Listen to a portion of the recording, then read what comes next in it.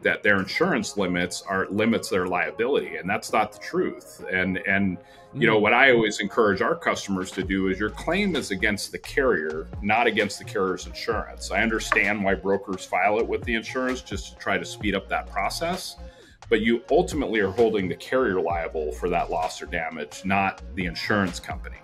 And with our system, you can track both legs or have multiple parties that you file against. So you might have contingent cargo, you might have insurance at the shipment transactional level, and then you have the carrier and the carrier's insurance. So with freightclaims.com, you could submit one claim, but manage it against each multiple party and then track those, not only those emails that you're sending back and forth, but also logging payments as they come in. Brefore we dive into today's episode, I want to give a shout out to our sponsor, Salesdash CRM. They are one of the only CRMs built specifically for freight brokers and freight agents. Not only can you manage your shipper sales prospecting, you can also manage your carriers and the lanes they run directly in the CRM. Check out salesdashcrm.com, and thanks again for the sponsorship. Now, let's dive into today's episode.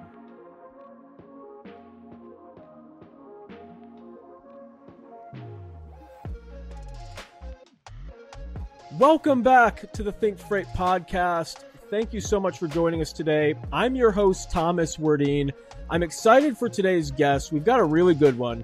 We've got Michael Schember. He's the CEO of freightclaims.com. Mike, welcome to the show. Appreciate you coming on. Yeah, thanks for having me. I appreciate it, Tommy. Of course. We were talking a little bit before we hopped on here, but freight claims are one of those kind of pain in the ass, like freight issues that no one really likes to talk about. They're just one of those kind of behind the scenes issues. A lot of brokerages really don't even have like a process for it. I know when I started a small brokerage with a couple friends, we didn't really have a process when we started. So it was kind of shocking when we had to start getting that process in place. But I'm excited to have you here, kind of talk about freight claims, all things freight claims, and kind of dive into how you got into this crazy world. Yeah, I mean, freight claims, I always say freight claims is the last department in any organization to get any resources. And that's the gap that we're filling. So my background is freight claims. I worked for two yellow-owned companies back in the day as the director of freight claims. Nice. And then I ran a brokerage for almost 20 years. So I really understand both sides of the freight claim process, both what's expected from the broker and, of course, what's expected from the carrier. And I think we built a great mousetrap. That's really awesome. I definitely want to dive into more of kind of like the both sides there. So let's dive a little bit more into your background. So how did you originally get into logistics, and what was kind of that catalyst that got you here? Well, I've been in freight since I was 19 years old. My father was a driver for overnight transportation back in the day. He knocked on the door of the terminal manager and he said, "Help my lost son find a job." So I started as a dock worker right at 19. I was the youngest guy in the Phoenix terminal back in the day. Yeah. Actually worked for a week and got into a motorcycle accident, was in the hospital for a month, and they kept my job open for me. So from there, I knew I didn't want to work the dock forever in Phoenix. Right. This was before fiberglass roofs on the trailer, and you'd open up these aluminum boxes and it'd just be this heat wave coming at you. So I got into OS&D and distress freight at the local terminal level. So I really learned a lot about, distress freight, what happens to it, how to process it, that kind of thing. And then from there, a lot of people, my terminal manager, the HR manager, several people were going to this new yellow startup called WestX, which is now Saia Motor Freight, or part of Saia.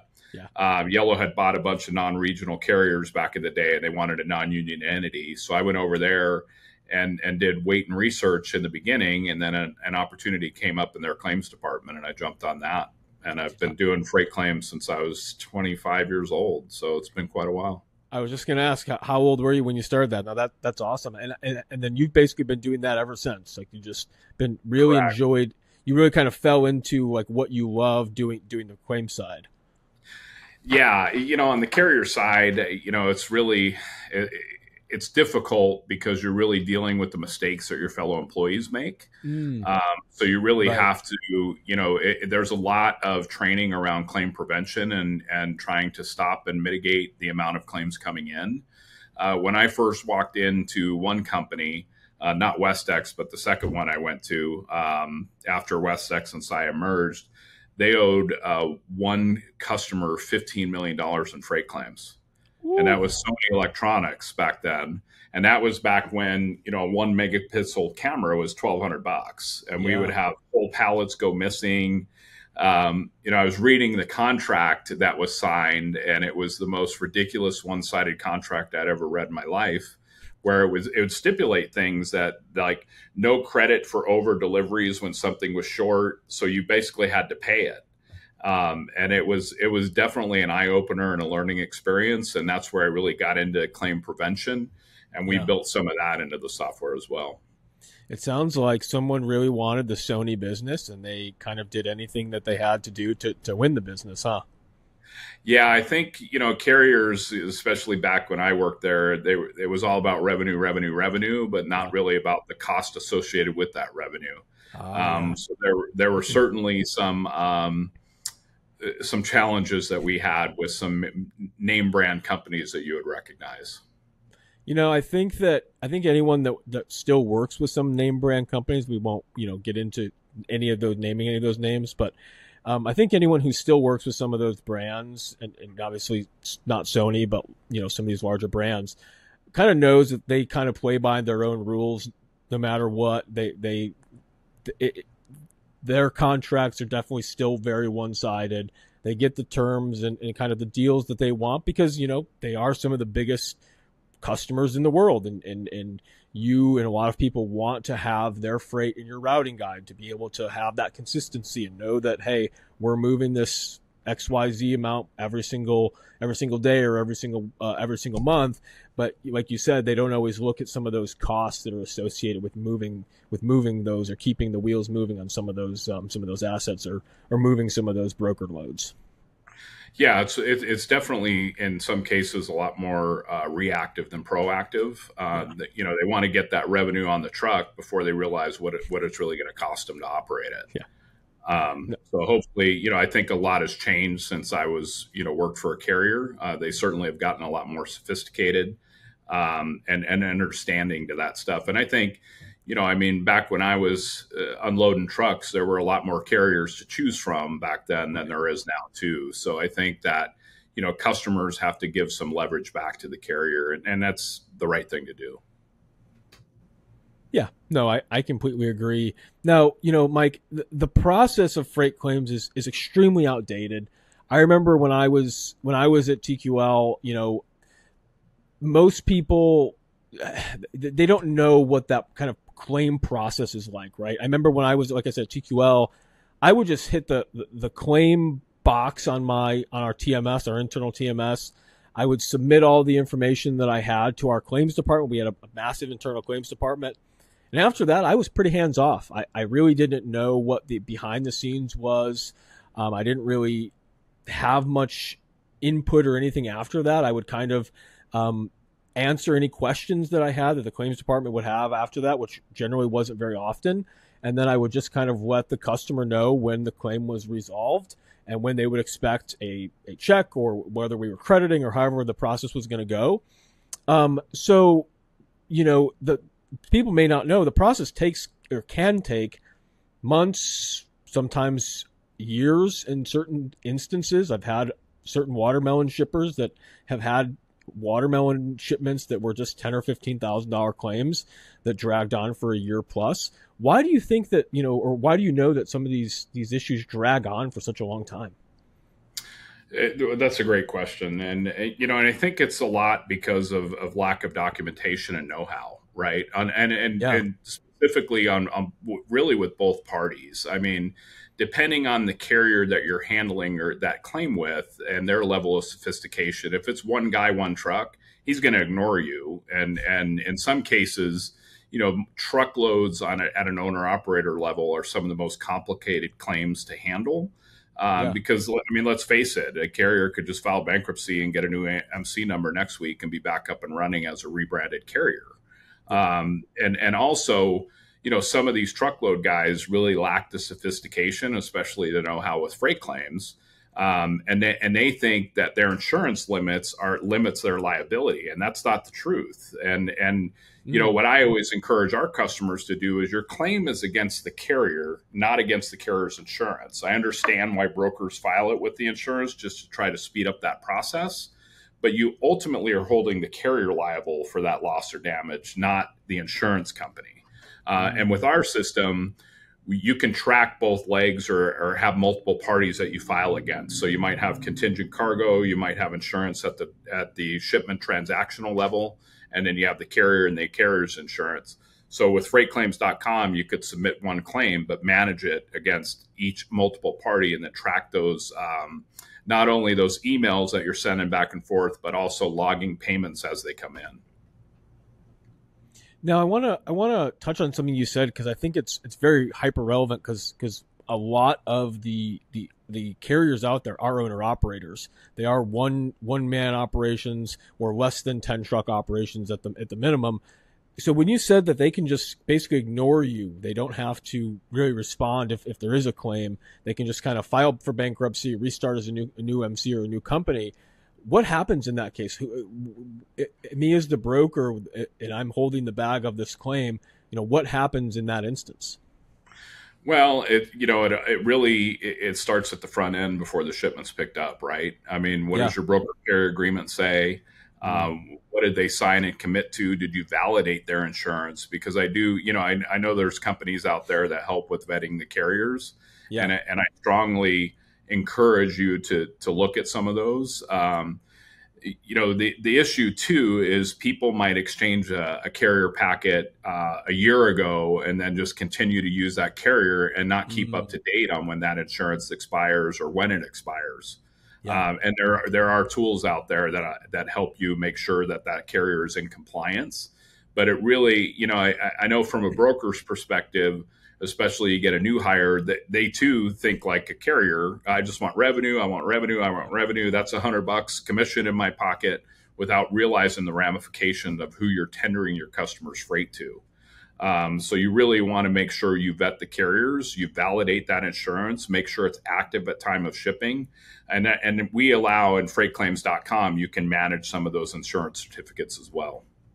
Now, when you say validate insurance, I want to just make sure everyone who's listening is on the same page. What do you mean by validate insurance? Because I think that's kind of something that a lot of people don't do in 2024. And I think it's such an important issue, especially when you're moving very high dollar freight, produce. I mean, if you're moving anything, you need to be, but especially this higher dollar stuff. So what is that? What do you mean when you say validating insurance?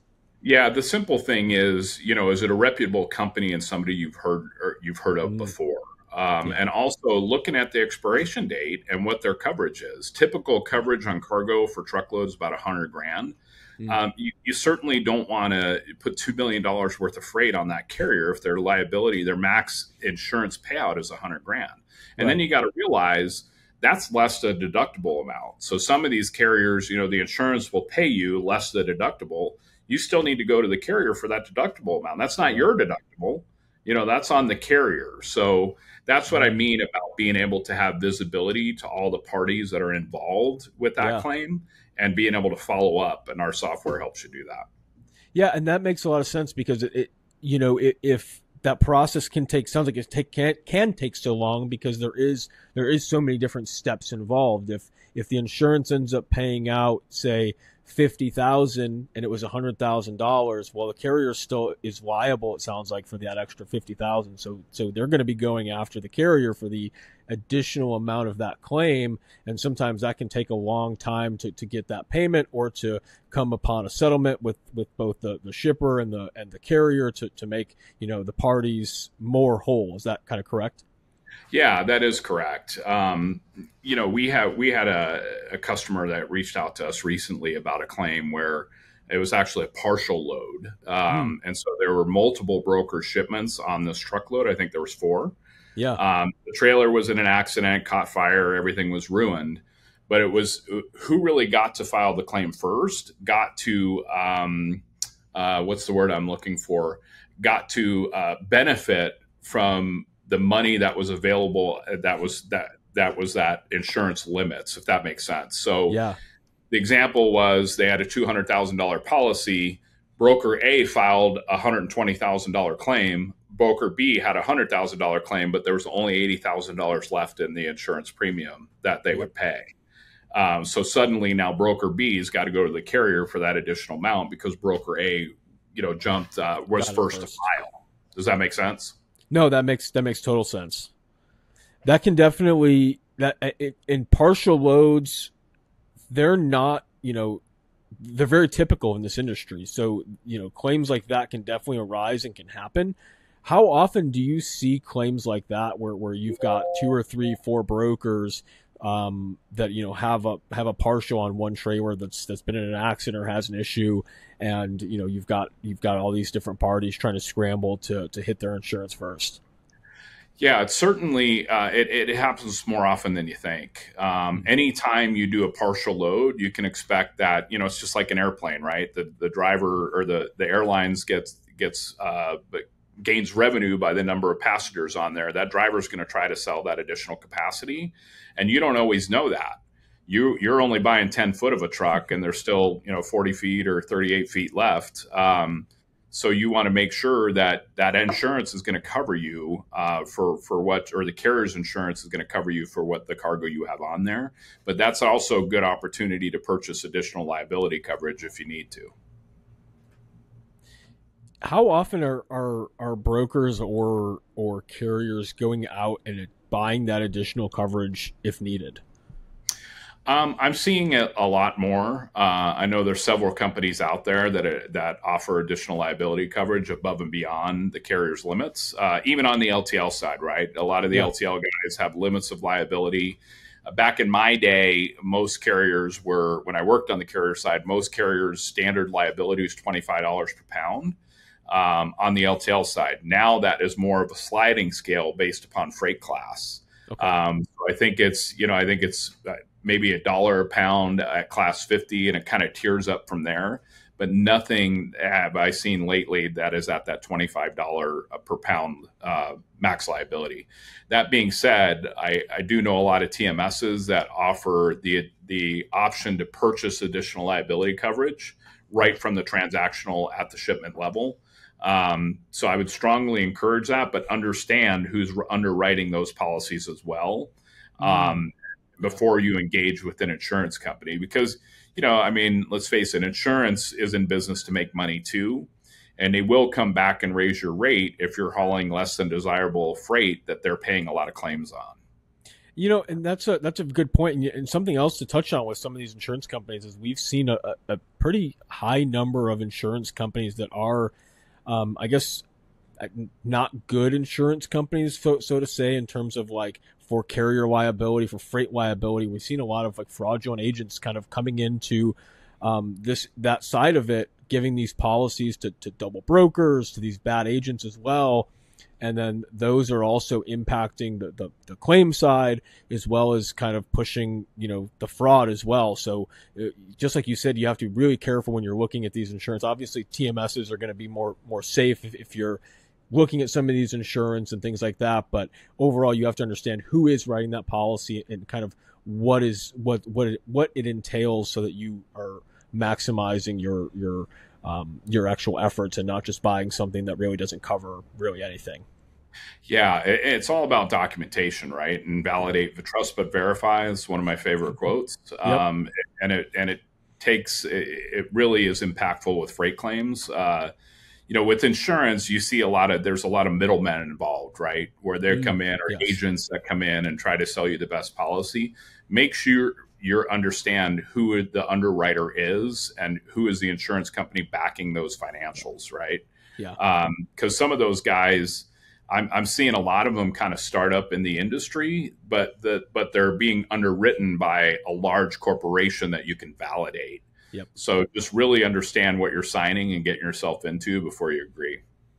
I just touched on it for a second, but fraud has become such a massive issue the last 3 or 4 years. It's everyone's top of mind, from double brokering to the actual fraud aspect of it, the theft aspect of it. How do freight claims and freight fraud tie together, if they do? Well, I mean, from a shipper's perspective, they're going to you as a broker and tendering their shipment to you, so they're going to look to you to pay it. And depending on the size of that brokerage, a lot of them pay it. I mean, I've had some customers that they'll prepay the claim and then try to recover it from the carrier, and simply because they want to keep the customer happy. Yeah. But with fraud, it's really on the broker to validate that carrier. But I know we heard that issue that was going on a couple of weeks ago where they were holding shipments hostage for past due payments from several years ago. It seems to me that local law enforcement doesn't want to be bothered with hijacked shipments, and don't really even know where to begin. They'll go out and try to find the equipment in some cases. In other cases, they tell you it's not our responsibility and to call another resource.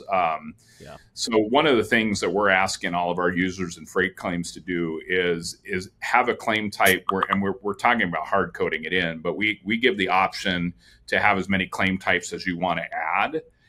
So you can really manage different types of freight claims, if that makes sense. So we're asking people to add theft. If they know it was a theft, then tag it as a claim type theft.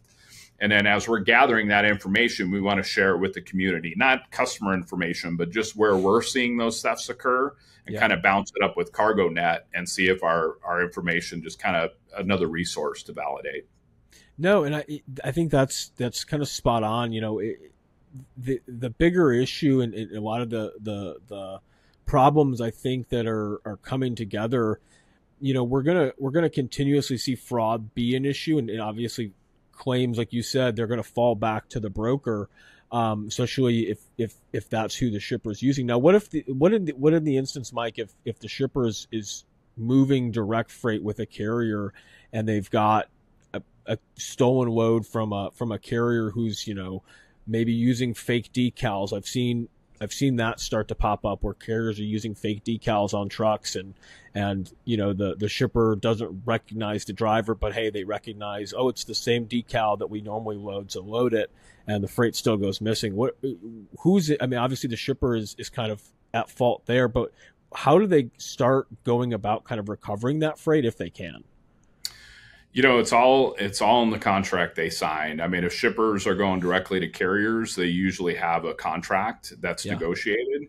So be as detailed as possible with that, but be reasonable. I mean, some of these shippers, they want to pay rock bottom prices, but they want full liability if something happens. And you got to be reasonable. One of the things I always say, and I may have mentioned it previously, is, freight claims is a very emotional topic. You really need to take the emotion out of it and look at the facts. And the shippers and carriers have to work together, because, I do think, there's some things that carriers do to try to pull a fast one, if you will. One of my biggest complaint with the carrier is they're not always telling you when they're updating their rules tariff. Usually the contracts will supersede any rules tariff, but the basic shipper that doesn't have a contract, they're not going to know when that rules tariff changed. So I'll give you a quick example. We had one broker come to us asking us if we can get a few claims collected. So this carrier was enjoying this revenue for this certain specific commodity for the last 3 years. Suddenly they get 3 claims in a row. The shipper gets 3 claims in a row, and the carrier is saying, wait, that's on our prohibited commodity list. Well, is that really reasonable on the carrier side that all of a sudden you have claims and we don't know when it was added to the prohibited commodity list? Meanwhile, you've been enjoying that revenue for 2 years. Why is it incumbent only on the shipper to understand what's on the prohibited commodity list? Shouldn't the driver say, hey, I can't pick this up? Yep. You know what I mean? So it really is a two-way street. And you really got to communicate and understand. I want to know, Mr. Carrier Sales Rep, when your rules tariff changes and how does it affect my business? No, exactly, because you can't sit here and like you said, reap all the benefits of, we're going to haul this freight until something goes wrong, and then something goes wrong, and sorry, it's actually been on our prohibited list for X, however, God knows how long. And now, you're kind of leaving us trying to hold the bag when in reality, it's just, not the case. You never told us that things updated, our contracts never reflected that, or like you said, depending on how those contracts are written. So yeah, it's a definitely a kind of a murky area. People don't like to give those updates when they're kind of changing those processes, because they don't want to lose some of those volumes, because they think, nothing is going to go wrong. We've been moving this for 5 years with no problem. And then all of a sudden there are a few small issues, and then, they just try to back out of it. Yeah. And again, it's all about your relationships, and you really gotta keep the lines of communication open. And, from a shipper, if I'm a shipper and I'm coming out with a new product, I want to let the carrier know what they can expect, and what the expectations are for the carrier, and vice versa. Deal with your carrier sales rep, talk to them, bring them in to tour your warehouse and understand what types of products that you're shipping and the sensitivity and value of those products. And get a level of commitment. Mike, I see a lot of carriers, whether that's smaller carriers or even, some of the bigger ones, 50 to 100 trucks, talking a lot online about brokers and them taking advantage of carriers through the freight claims process, saying that, hey, our bills were marked, they came to us 6 months after the load was delivered, and now they're trying to claim us for the load. This isn't right. This is fraud. This is theft. They're trying to just make money now that the market is bad. How often are you guys seeing issues like that, if you are? And is that just maybe a misunderstanding as to some of the rules and bylaws that are in place within the market?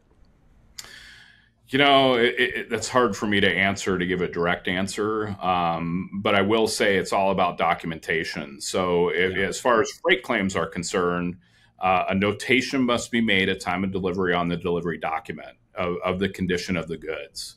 I mentioned this in previous podcasts, but, when you're tendering a shipment to a carrier, you want to make sure that the driver, if he can reasonably count the cartons on the pallet to indicate a piece count on number of handling units.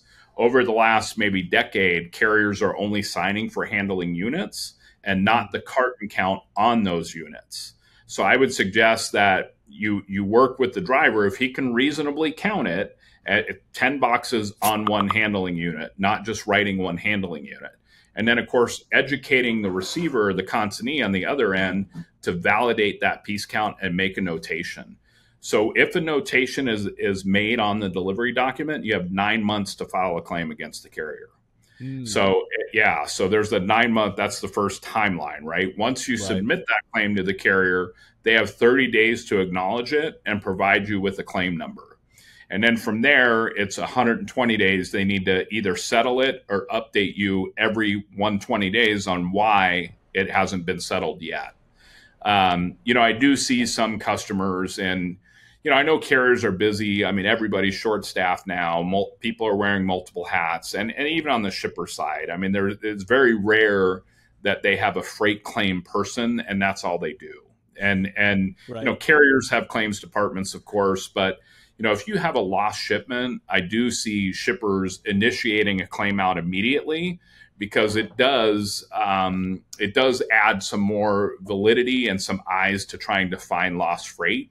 Yeah. That's not necessarily a great way of doing it, but you start with your local sales rep, you work on through the OS&D department to try to find that lost freight, and when all else fails, you submit the claim. And our system helps you keep track of all that stuff. I want to dive more into, Mike, but we're coming up on our last 15 minutes here or so. So I want to kind of dive more into directly what is freightclaims.com, why you decided to start it, things like that. So why don't we dive into the exact, what is freightclaims.com? I know you guys you're simplifying the freight claims process. So why don't you give us, kind of a little bit more in depth as to exactly what freightclaims.com is and how you guys help brokers and that process of the claim timeline. Yeah, thank you. I appreciate that. Not only are we simplifying freight claims, we're making claims sexy again. And we have that trademark tagline. So I actually have stickers I hand out to prospective clients with that. I love that. Yeah. But that being said, we're a full source solution for freight claim management. So our system really walks you through what's required in order to submit a claim to a carrier. You could set up tasks and workflows and automations to do automatic email triggers are coming soon.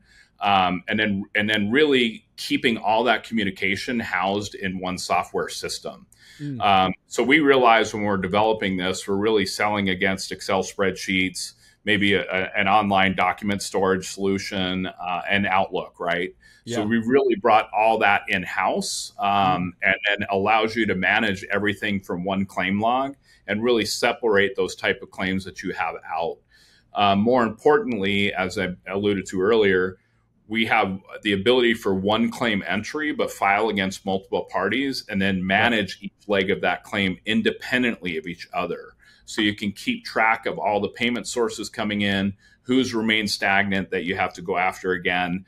At the risk of upsetting some carriers, I'm not implicating anybody here, but when I worked on the carrier side, we literally had claims that we knew that we owed, but we didn't pay if nobody responded or reached out to us. So now with freightclaims.com, we can keep you on task. We also offer some insights with carrier performance scorecards and shipper and down to the SKU level. So our North Star with this is to really kind of help identify where claims are happening so that you could take action to prevent them. We know claims are going to happen regardless, but we want to be able to tell you down to the address, down to the SKU where those problems are happening or where that carrier might be falling down. So an example I give is, carrier A, a nationally recognized carrier, they're 9 out of your last 10 claims. With our software, you can drill down to where those claims were happening and say, oh, these are happening in Los Angeles. Let me correct it in Los Angeles rather than, cutting the carrier off across the nation, if that makes sense. No, that makes a ton of sense. And it makes it the whole process from start to finish. It seems like it's a lot simpler for everyone involved, from the shipper, the carrier, the broker. And then, like you said, it kind of keeps the broker, that keeps those timelines in a really nice, place, so that, like you said, when you were on the carrier side, you're just kind of hoping that, hey, we owe this, but we're kind of hoping that the broker or shipper doesn't reach out about it again. Hopefully they forget, or hopefully this falls through the cracks for the next 9 months, and then we don't have to deal. Oh, sorry, we're past the 9-month mark, or whatever it may be, because then they're just out of luck. Yeah, and not only that, you're also able to track in, the payment sources, but why things were short paid. So what was the reason why you filed a $10,000 claim and they only paid $5,000? Was it a release value or negotiated settlement? Did you give them a salvage allowance? Did you tender the salvage over to the carrier? You can keep all track of all that in freightclaims.com. I love that. When did you start this? When did the idea come about? Well, I've had the idea for several years. I worked for a carrier. Yellow came in to buy a carrier that I was working for, and I didn't want to work for Yellow Freight again.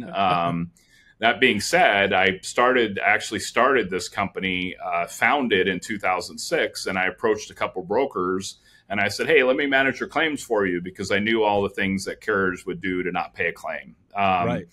I called on a couple small brokerages at the time that turned into multi-billion-dollar brokerages, and I was like, wow, these guys are growing quickly. So I decided to start a brokerage. Fast forward about 5 years ago, I built version 2 of freightclaims.com. We just launched version 3 just a few weeks ago. And I brought on a guy by the name of Brad Berlin, who has a lot of experience in software in the logistics space. He's been a godsend, and we really spun up a great team of developers and UX designers to really give us an easy to use, very functioning system that it's hard to say no to. I find sometimes, when you get to the CFOs of companies, they don't really understand freight claims, but when you get to the person that's administering freight claims, their eyes light up. And, I have one lady that constantly thanks me every week that this has changed her, or she likes her job again, because it's not this herding cats. It's not organized chaos. Everything is there for her. If she needs to send an email out, we have email templates and letter templates that you just click on, they pre-fill and send. and it's all self-contained in one system, so you don't have to go look for stuff. Yeah, it makes it easy. You don't have to, like you said, you don't have to scroll, you don't have to go through 10 or 12 different email sequences trying to find an email or try to figure out, hey, where did I download these documents to? Are they in OneDrive? Are they in my documents? Are they here? Are they there? Did I put them on a file? I think that's really, I think you guys are doing something really, really unique and definitely something that's really needed for the industry. And it sounds like you guys have, over the years, really evolved over the last 5 years or so. Even to today, you guys are still evolving and still making the product better. What's something you wish, as of today, that you did better or are working on to do better? As far as the software is concerned, we're going to build in a lot more automation. We have a roadmap of different things that we want to bring in. But we really utilize that user feedback. I really get jazzed talking to people that understand about freight claims and how they work. Yeah. I appreciate that experience. I think we're the 1%. I mean, there's not a lot of people that know a lot about it, which is why I think this part of the industry has been ignored so much. Because there's just not a lot of resources out there for freight claims. I mean, there's a couple books you can buy. Rarely are you going to call a lawyer and talk to him. TLC is a good resource, Transportation Logistics Council. They wrote the book on freight claims in plain English. I know of a handful of people that sat down to read those because there's 2 volumes and they're the size of the old white or yellow pages, if you will. I'm aging myself here, but so I don't know how many people sit down and find that light reading. But those are some things that we build in. So we do have email templates and letter templates that come standard in freightclaims.com. You can create your own. As I mentioned, my background is freight claims. So we even have a chat feature built in there. So if you get stuck on a claim, you can ask us a question. We're not attorneys, but we have access to attorneys. But in the beginning, if you're asking us a claim question, we'll respond with how we would handle it or our suggested way of handling it. If it needs to go above our level to an attorney, we have access to them too that we offer to our clients. Why do you think there hasn't been a better solution to freight claims until now? That, I don't know. I'm kind of glad there isn't. But, I think it's a lack of understanding. The reality is when you see some of these declinations come back, after deregulation, there used to be the ICC that was deregulated and disbanded. There was some more control around it back in the day. Now it's a bit of a free-for-all. So there's some carriers that do know freight claims that will cite case law that will solidify their position. But then there might be other case law that doesn't. So everybody's going to hang on to the case law that betters their position. But it really comes down to there are no rules and laws behind freight claims. There's the Carmack Amendment. That's some standardization on timelines and things of that nature. There's carriers rules tariffs that you got to understand those release values before you tender the shipment to them. But there isn't any resource beside going to an attorney. So, we're filling that gap. Mike, before we finish here, I want to ask, what are maybe one of the craziest maybe freight claim stories or claims that you guys have had, or even just that you've experienced over your, last 25 years of dealing with freight claims? Where do I begin? Every claim has its unique story, right? And my wife has been a detective for 15 years, and I pretend to be a detective too, but for freight claims, but she's actually in law enforcement, so there's no comparison. But that being said, there's so many gray areas with freight claims and lack of understanding. And, we've had claims for, the drum of oil doesn't arrive at the factory on time. And so the factory wants to file $15 million in lost profit and revenue. The carrier's not responsible for that. They're responsible for the damage to the cargo itself, not any ramifications. That's something that we refer to as special damages. The carrier would have to agree to take on that additional liability in writing before they pick that shipment up. Yeah. I saw a claim come across this week where it was some damaged headstones and they needed to fly out and repair it. And they want $5,000 in travel expenses. And, I mean, you need to be reasonable with the carrier. One thing that I see a lot is inflated labor costs, right? So it was $500 an hour to repair this. Well, if you're paying $500 an hour, I'm going to send you my resume because I need a job. You know what I mean? Yeah. I mean, be reasonable with these carriers, because if the carriers were required to be liable for that, one pallet from Phoenix to Houston will be $6,000 to ship. Yep. So I've seen some crazy things with some filings where people are just, quite frankly, unreasonable. And the reality is, without freight carriers, the whole economy collapsed, and we're all wondering where we're going to get our food from. Exactly. So I really understand why carriers have limited their liability over the years.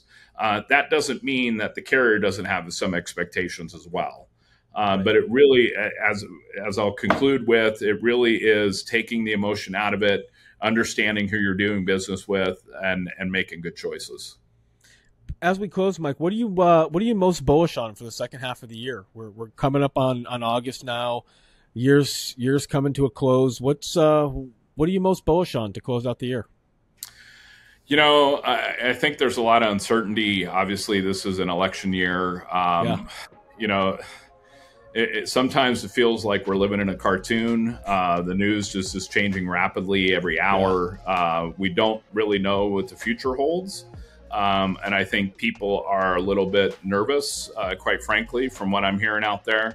Yeah. The one thing about freight claims is they're going to happen regardless if it's a good or bad economy. Yep. Hopefully we provide some organization for you to recover those losses, and then hold different parties responsible and drilling down to where those issues are happening. But it's a crazy time. I mean, this is the weirdest time in my lifetime from a political landscape. I guess we'll see what happens, huh? I couldn't have said it better. It's you're spot on. We're in a very weird political time. The election is right around the corner.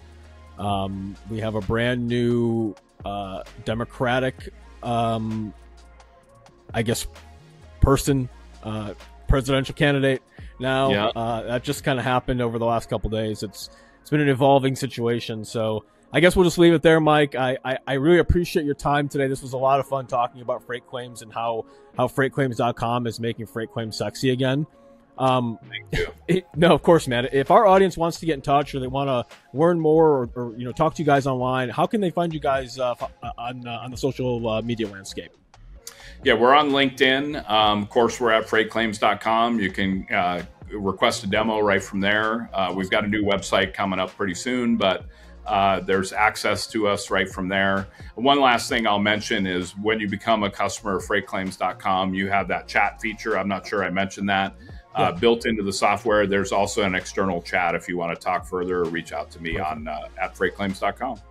Perfect. Make sure you guys check out Mike at freightclaims.com. We'll have all the links for his social media and for Freight Claims social media in our show notes. If you guys like today's podcast, please make sure you give it a like and review. It does help us out a ton. And don't forget, we do drop 3 weekly newsletters at thinkfreight.io, Monday, Wednesday, and Friday. And we'll catch you guys in the next podcast. And don't forget to think freight.